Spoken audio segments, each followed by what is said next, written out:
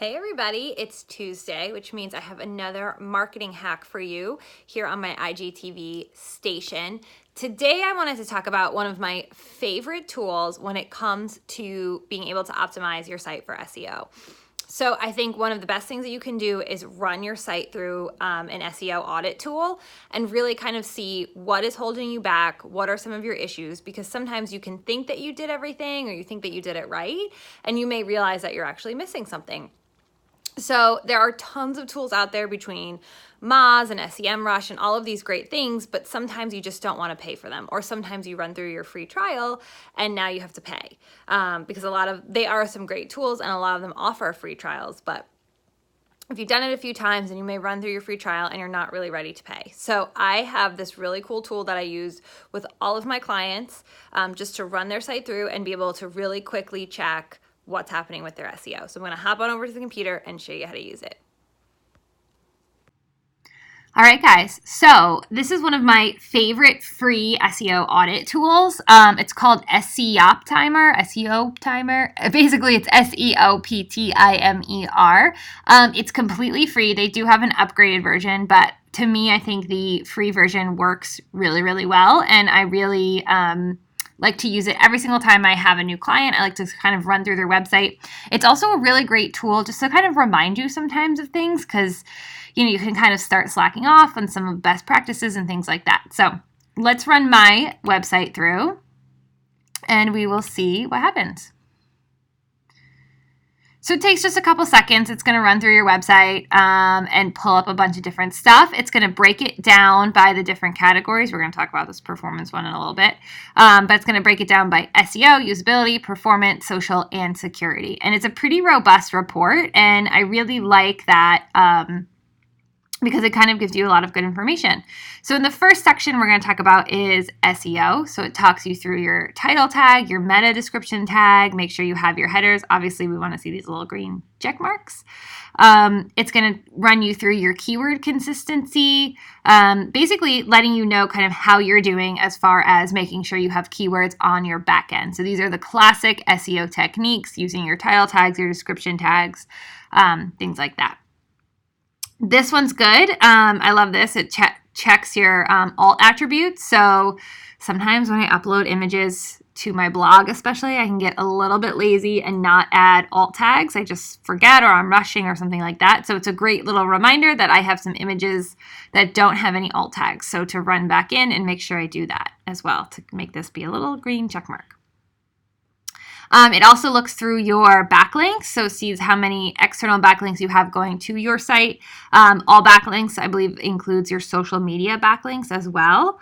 And then your Moz domain authority, which I think is super cool. So there's tons of other, Moz has a great audit tool, but you can only use it free for a few times before you have to start paying again. So I like this one because I do this a lot. I like to kind of check in on my sites all the time and see what's happening.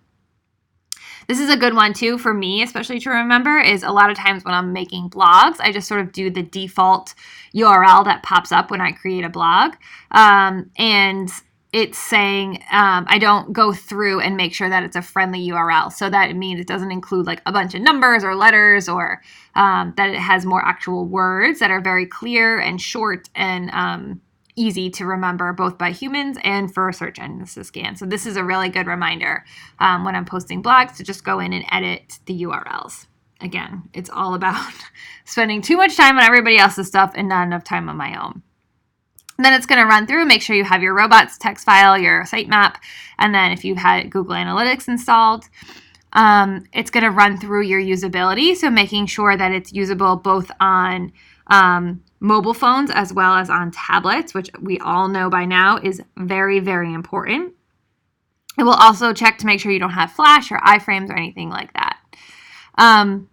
The performance report. So this is one that's interesting. This is something I've really struggled with my own website. While the page load speed is pretty fast, it's really hard for me. I have very, very large page sizes.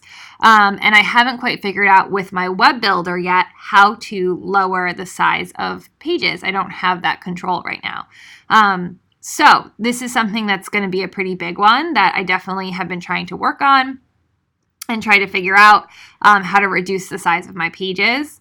If you do have the control, if you have the ability to optimize and compress your images, so again, something I can't necessarily do yet, or compress the size of your pages, it can absolutely increase your page load and is really, really great for SEO. So this is, to me, I like seeing this because it just reminds me that I definitely need to work on it. A lot of the stuff I have is like JavaScript or CSS code. So these are things that I have like coding on my site to make it work a specific way. So it's just kind of the way the web builder is. It doesn't allow me necessarily to edit that yet. So, this is a really big one to pay attention to is your page load speed and then your page size as well. It also will run through, which is super cool. It runs through your social account. So make sure you have your social accounts connected to your website. Make sure you have activity and links going back to your own website from your social. What's really interesting too, and I love this, again, it's just good reminders, is I have a LinkedIn and I have a YouTube. Why are they not connected to my website? I couldn't tell you. So it's really great kind of reminders to run through, even if you think that you're doing everything right. It's like, oh, hey, you didn't connect your YouTube. There you go. Good little reminder to do that. It also will run through your security, making sure you have your security certificate enabled. You have your HTTPS redirect and all that kind of stuff on there. You have no malware on your site, which obviously can affect search and things like that. So always great little things to make sure you have everything kind of going on security wise. If you do not have a security certificate, that's a really big one. Google's starting to not rank sites that are not secure. So when you have in your URL says HTTPS, so definitely make sure you look into that if you do not have it. That's kind of, something that's really, really impacting SEO. Email privacy. I choose to put my email on my site as plain text. I have a contact form as well, but I don't necessarily hide my stuff behind it. It just, is my personal choice. Yeah, I get a few spam emails here and there, but I just like to have it on there. Then it will also look at your technology. So it will look at what actual coding you have on your site. So you can just make sure, all of these are ones that I've installed, like Google Fonts and Typekit and things like that for specific fonts that I want, or analytics, Facebook, all that kind of thing.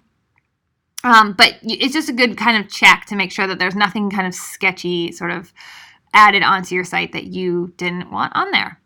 And then what I really like too is kind of at the bottom is that it will give you recommendations and rank them by priority, which is cool. So like, as you can see, I have some of these little things like remove your clear text email address, update my URLs, blah, blah, link it to your LinkedIn profile and your YouTube, all that kind of stuff.